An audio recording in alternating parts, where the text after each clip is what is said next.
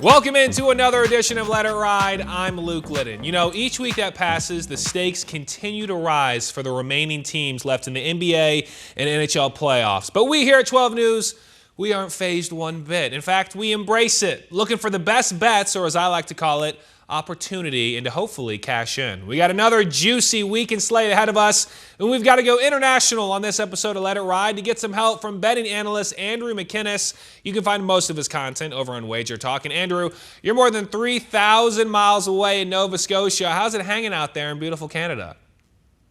The sun is shining. I'm feeling good. It's playoff time, Luke. Thank you for having me back again. It's a pleasure to be here with you. Yeah, we're happy to have you back on the show. And, you know, we did some research on Nova Scotia. It says it's famous for lighthouses, lobsters, whales, dinosaur fossils, and road trips. Can you confirm any of that?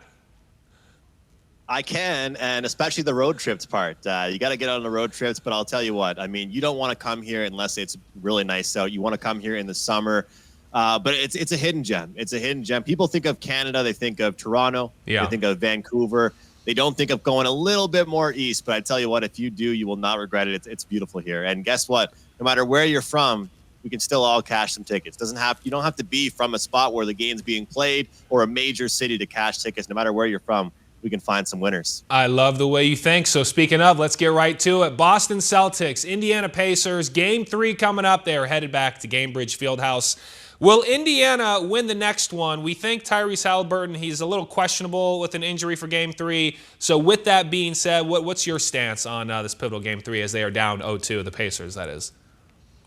I mentioned to you the last time that we spoke that I'm a huge team totals guy. I just love the fact that you get to pick one team, isolate them versus their opponent, and no matter how many points they give up defensively, you're just asking them to put up a good effort offensively. This Pacers team, whether it's been in victory or defeat, they continue to go over their 107.5 team total. They just barely got over that in Game 2 over the Celtics, but now going back home, I am locking that in once again. And this team, they have proven to be very strong at home throughout these playoffs as well. Both shooting performances, a lot fewer turnovers. This team just seems to be a much different team when playing at home. I also feel like the pace of their game is a lot faster when playing at home. And this Celtics team, the defense that they're known for, locking guys down, well, actually, the way they're winning games is just putting up 120 plus on their opponent. Their defense hasn't been that great.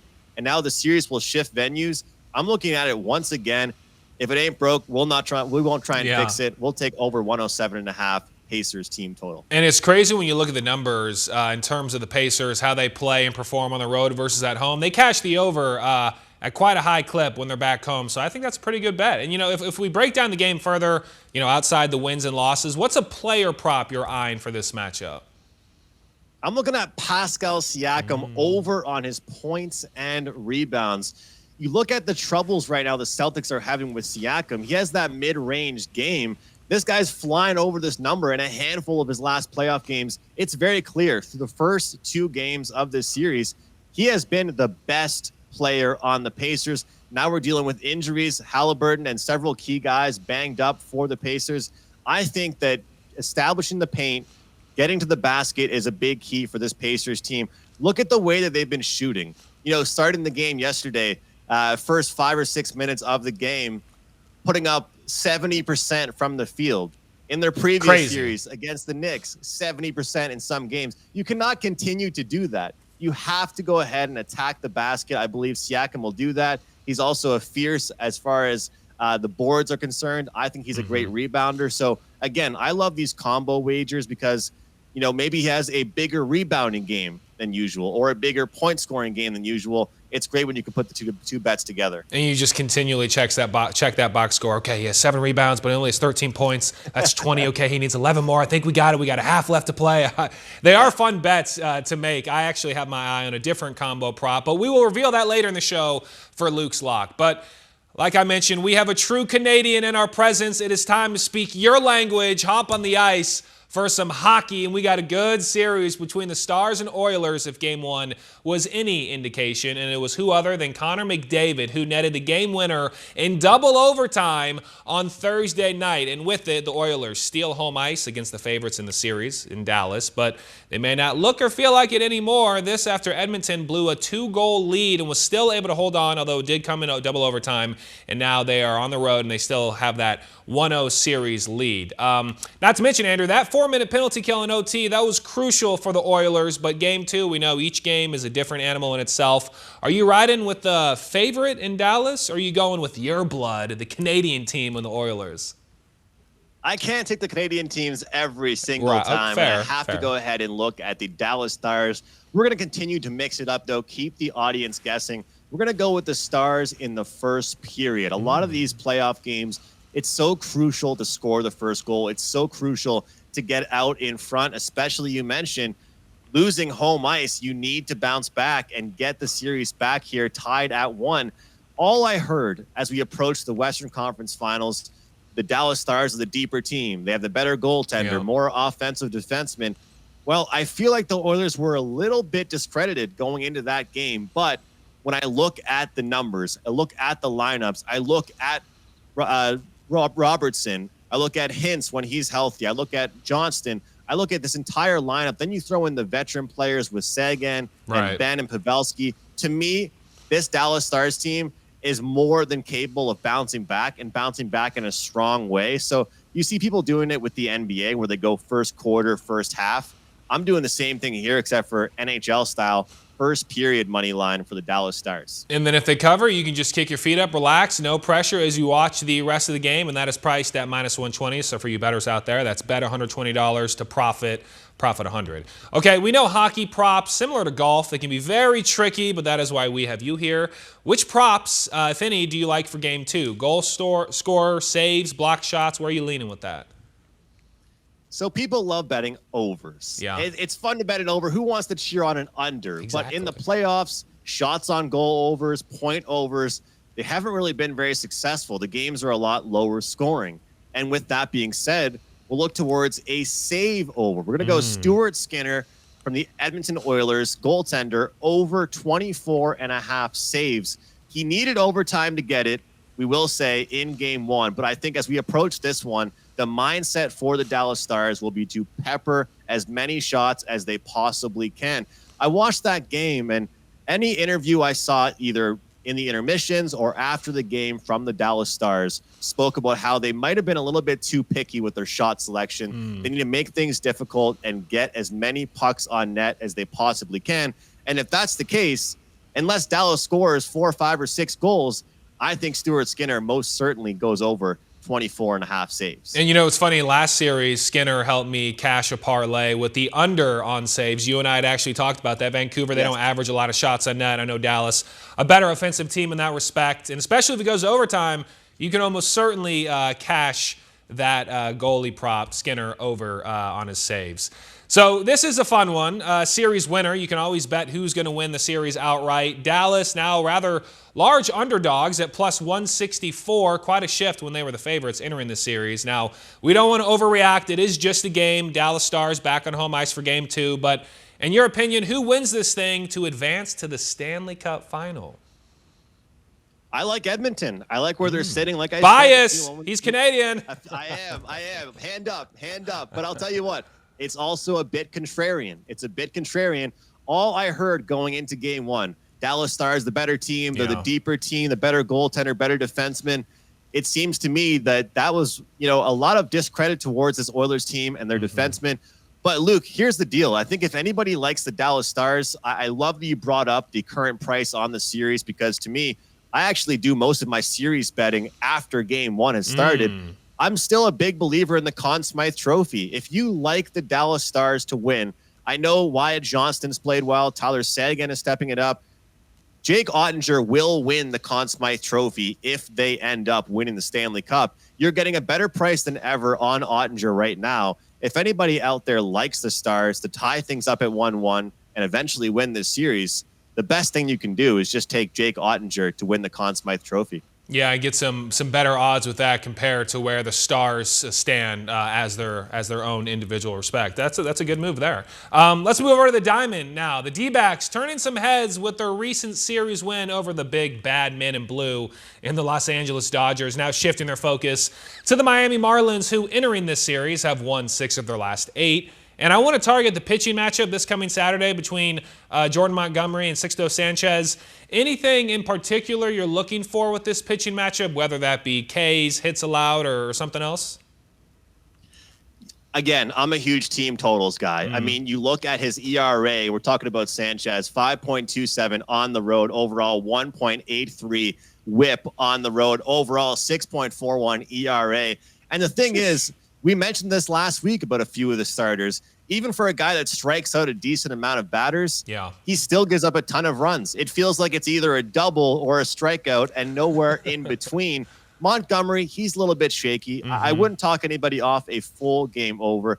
But the thing is here with Sanchez, whether he's struggling or having a decent game, they're still keeping him in the ball game. So if you get 2 or 3 runs off him, you have to go ahead and get a few runs off the Marlins bullpen, and we'll cash a team total over on this D-backs team. And we spoke about it last week. The bullpen can be a bit shaky for the Diamondbacks. So whenever I'm looking to make a bet on the D-backs, it's always a team total. I'm taking those pitchers completely out of the picture. I know. It's such a shame that we have to mention that, but sometimes the truth hurts, but also the truth can make us help us win some money at the same time. You know, it's interesting. 9 of the 11 past games for the D-backs, they've had overall for the game total 8 or more runs. For the Marlins, 4 of 6. They've also cleared that number. So if you don't want to necessarily target the team total over, perhaps the overall for the game could be a good number as well. Let's switch gears now to the hardwood, to the WNBA. It is no secret the surge in popularity comes from that woman on your screen right there, Caitlin Clark, the female Steph Curry. She actually has her own tab on FanDuel dedicated to herself. That's when you know you've made it, right? The Fever's regular season opener drew more bets than any game in the entire 2023 WNBA season. In fact, there were 6 times more bets on the Fever Sun opener than on the previous high water mark for WNBA betting, which was last season's Game 4 of the WNBA Finals. So it's safe to say the Caitlin Clark effect is real and thriving, and it's only right we dip our toes in the WNBA waters. Clark and the Fever with a tall task against the Aces. Natural question would be, do you target Clark threes, or what are you kind of looking at in that matchup in regards to Caitlin Clark?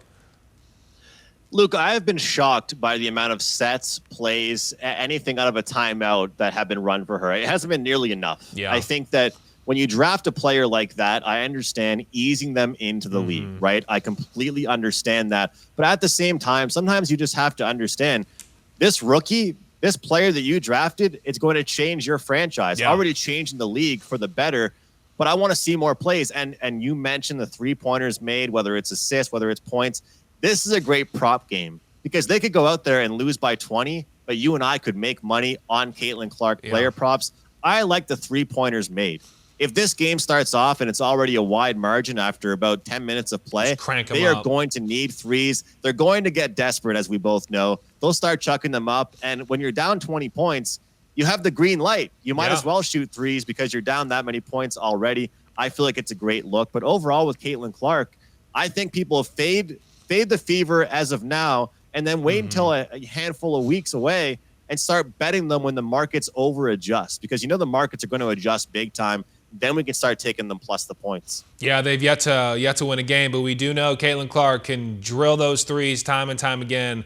So fun to watch. And you know what's been a surprise this season? The Mercury have been fun to watch. 3-1 on the young season. They're hosting the Dallas Wings coming up. Do you like the Mercury's chances here? I know Kalia Copper, she has been excellent so far in this young season. Mercury 3-1. They are favorites, -1 there for the bettors at home. That means to win by 2 points or more. You rolling with the Mercury here to keep the winning ways going? I am. I like this team right now and how they're playing. Rebounding is a big thing for me in the WNBA as far as my handicapping. It's one of the first things I look at. The Mercury certainly have the rebounding edge in this matchup. Second chance points in the paint, all belong to the Mercury. But the Wings, for me, they can't play a full 4 quarters. That's the thing. They'll have one good quarter and collapse. To me, it's all about depth. And for right now, I think the Mercury are the much deeper team. In the NBA, Luke, we see a lot of times in the NBA, 3 players can carry a team. Right. In the WNBA, you need to have a bench, and it seems to me in this particular matchup, the Mercury certainly have that depth advantage. Yeah, just roll with the hot team as it stands right now. And I just feel any Kalia Copper points prop seems safe to bet the over. She's averaging 28.5 on the season. She's been rolling so far, and let's hope our bet slips and our wins can keep rolling into the weekend. Andrew, you were great, man. We appreciate the time and insight. And go enjoy some playoff hockey. You earned it. Thanks so much. Go Oilers. Alrighty, we threw a lot of advice at you throughout the show, and it's time for one final wager that I love for Saturday. So much so, tossing the key and handing you all the lock of the week. The wager I have the utmost confidence in as Luke's lock is back in the fold, ladies and gentlemen. I am targeting an under. We know it's not always the sexiest play, but it sure is when it's cashed in 75% of the time throughout these NBA playoffs. I am targeting Jason Tatum under 45.5 combined points, rebounds, and assists. Tatum has only cleared this line 3 times in the last 12 games. He's averaging about 42 PRA, points, rebounds, and assists. And you consider Tyrese Halliburton isn't full strength for Game 3, makes the wager a little more enticing. So with that, I am happily going under 45.5 points, rebounds, assists for Jason Tatum for this week's Luke's Lock. And that'll do it for us this week here on Let It Ride. Nothing better than enjoying the sports slate on a holiday weekend. Kick up your feet, relax, and take it all in. Because we'll be back next week to look ahead to next weekend's slate. But until then, best of luck with all your action. We hope you enjoyed the show. I'm Luke Liddon. Thanks for watching. And as always, let it ride.